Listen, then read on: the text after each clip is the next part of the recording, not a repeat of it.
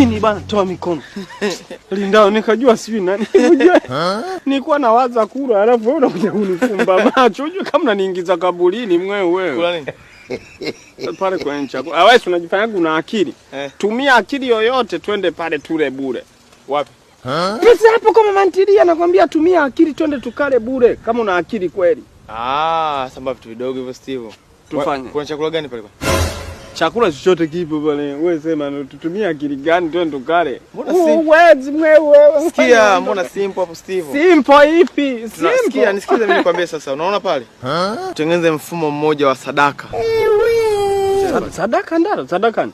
Utoe wewe hiyo sadaka, wanatoa wao. Unajua kitu chochote kiingisha imani ya kimungu, watu wanakuwa na hofu. Sasa wewe nenda pale, sawa? Mimi nakaa hapa natia huruma, najiigizisha kama nina njaa na karibia kufa, sawa? Nenda kawaambie yule pale anaomba asaidiwe chakula. Ujifanye unijue, sasa wewe ni mpita njia, umepita ukaniona. Alafu kama unatoa tu taarifa, unaishia zako. Ushanipata?